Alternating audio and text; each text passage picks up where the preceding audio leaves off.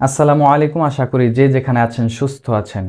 মুস্তাফিজকে টি-20 বিশ্বকাপের স্কোয়াডে রাখা যাবে না এবং বাংলাদেশের ক্রিকেট ভক্তরা ইন্ডিয়াতে গিয়ে লাল সবুজের জার্সিটা পর্যন্ত পরতে পারবেন না, কিংবা বাংলাদেশের যেই সময়টাতে নির্বাচন চলবে ওই সময়টাতে বাংলাদেশের কেউ ওখানে ইন্ডিয়ার মাটিতে সেফ নয়।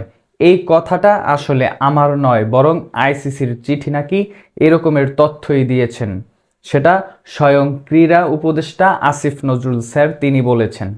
এখন প্রশ্ন হচ্ছে, আইসিসির সিকিউরিটি টিম যদি এই তিনটা শর্ত মনে করেন এবং বাংলাদেশের সাথে এই তিনটা শর্ত প্রযোজ্য ইন্ডিয়ার মাটিতে টি-20 বিশ্বকাপ খেলতে গিয়ে, সেই শর্ত আমরাই তো সেই জিনিসটা বলেছিলাম, আমরা ভারতের মাটিতে গিয়ে টি-20 বিশ্বকাপ খেলতে চাই না।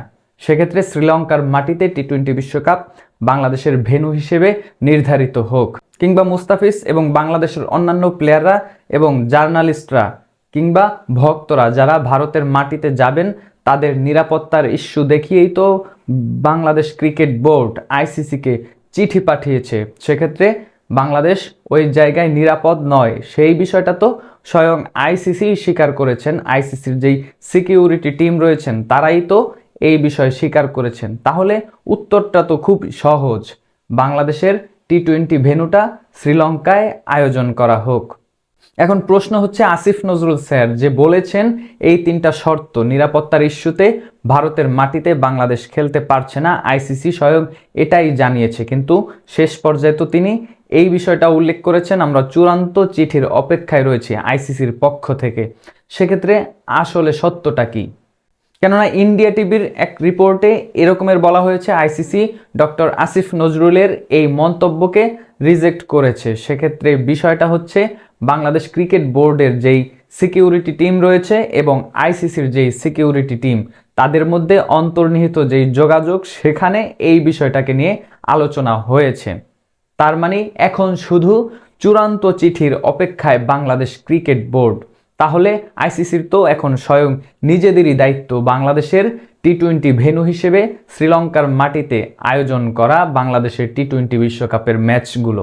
কিন্তু আইসিসি যদি স্বয়ং পরবর্তী চিঠিতে এই বিষয়টাকে রিজেক্ট করে, ডক্টর আসিফ নজরুল যেই কথা বলেছেন সেই কথা আইসিসির পক্ষ থেকে কিংবা আইসিসির সিকিউরিটি টিমের পক্ষ থেকে আসেনি, তাহলে প্রশ্নটা কোথায় গিয়ে দাঁড়াবে? বাংলাদেশের ক্রিকেটের ভবিষ্যৎ কোন দিকে যাচ্ছে? আদৌ কি বাংলাদেশ চাচ্ছে না টি-20 বিশ্বকাপ খেলতে, নাকি বাংলাদেশ টিমটাকে খেলানো যাবে না টি-20 বিশ্বকাপে? কোন চক্রান্ত চলছে? এরকমেরও প্রশ্ন অনেকেই তুলছেন। এখন এত যদি কিন্তু কিংবা এইসব প্রশ্ন তো একটা ঘটনার উপরে নির্ভর করছে। কেননা আসিফ নজরুল স্যার যখন সাংবাদিকদের সামনে এই কথাটা বলেছেন, এরপর থেকেই সোশ্যাল মিডিয়ায় বিভিন্ন তথ্য উপাত্ত ছড়িয়ে পড়ছে। সেক্ষেত্রে আমার একটাই সরল অবস্থান, আসিফ নজরুল স্যার যদি সত্যি কথাটাই বলেন, সেক্ষেত্রে তো আইসিসি নিজেদের দায়িত্ব নিয়েই এখন বাংলাদেশের ভেন্যু হিসেবে শ্রীলঙ্কার মাটিতে টি-20 বিশ্বকাপের ম্যাচগুলো আয়োজন করতেই হয়। আর যদি আইসিসির পক্ষ থেকে এরকমের কোনো কথা না আসে, তাহলে আসিফ নজরুল স্যার তিনি তো প্রশ্নবিদ্ধ হবেনই, এবং বাংলাদেশ টি-20 বিশ্বকাপ খেলবে কিনা সেই বিষয়টাও প্রশ্নের মুখে পড়বে। কেননা বাংলাদেশ ক্রিকেট বোর্ড ভারতের মাটিতে গিয়ে টি-20 বিশ্বকাপ খেলবে না, এবং এই না খেলার যেই সিদ্ধান্ত, সেই সিদ্ধান্ত তো যথাযথ এবং সমর্থন পেয়েছেন ভক্তদেরও। সেক্ষেত্রে ভক্তরাই চাচ্ছে ভারতের মাটিতে বাংলাদেশ টিমটা এই মুহূর্তে টি-20 বিশ্বকাপের ম্যাচগুলো খেলতে না যাক। এখন কথা হচ্ছে, আইসিসির পক্ষ থেকে যেই মিটিং আয়োজন করা হয়েছে আইসিসি এবং বিসিসিআইয়ের মধ্যে, সেই মিটিংয়ের ফলাফল আসলে কি আসবে? সেক্ষেত্রে অনেকে তো আবার বলেন আইসিসি মানে ইন্ডিয়ান ক্রিকেট কাউন্সিল, বিসিসিআই এবং আইসিসি নিজেদের মধ্যে এটা তো নিজেরা। সেক্ষেত্রে এই মিটিংটা আসলে দরকারি বা কি? আন্ডার টেবিল যেই মিটিং সেটা হবে, সেই বিষয়ে বাংলাদেশের পক্ষে চূড়ান্ত সিদ্ধান্ত আসবে কিনা সেটাও অনেকের প্রশ্ন। নাকি আইসিসি বাংলাদেশকে ছাড়াই টি-20 বিশ্বকাপের আয়োজন করবে? কেননা বিসিসিআই যেই খেলা শুরু করেছে, বাংলাদেশ শুধু তাল মিলিয়ে ব্যাট করে আসছে এখন পর্যন্ত। কে আসলে মাথা নত করবে, বিসিসিআই নাকি বিসিবি? আদৌ কি কেউ মাথা নত করবে? বাংলাদেশ ক্রিকেট বোর্ড চোখে চোখ রেখে লড়াই করাটা শিখে গেছে। সেক্ষেত্রে বাংলাদেশও তো মাথা নোয়াবার নয়, এ যেন 18 বছর বয়স কবিতার মতো, মাথা নোয়াবার নয়। সেক্ষেত্রে আসলে জয়টা হবে কার? জয় সাহার নাকি বিসিসিআইর নাকি বাংলাদেশ ক্রিকেট বোর্ডের? ভেন্যু হিসেবে বাংলাদেশ কোথায় যাবে, নাকি বাংলাদেশ টি-20 বিশ্বকাপই খেলবে না এ যাত্রায়?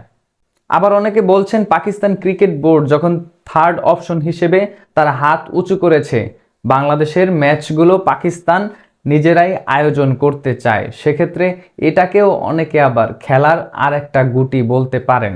সেক্ষেত্রে আসলে সমাধান কোন দিকে যাবে? বাংলাদেশ ক্রিকেট বোর্ডের পাশে কিছুটা হলেও পাকিস্তান ক্রিকেট বোর্ড দাঁড়ালো, সেক্ষেত্রে বাংলাদেশের ভবিষ্যৎ কিংবা টি-20 বিশ্বকাপের ভবিষ্যৎ কোন দিকে যাচ্ছে প্রশ্ন এখন তো সবার মাঝে।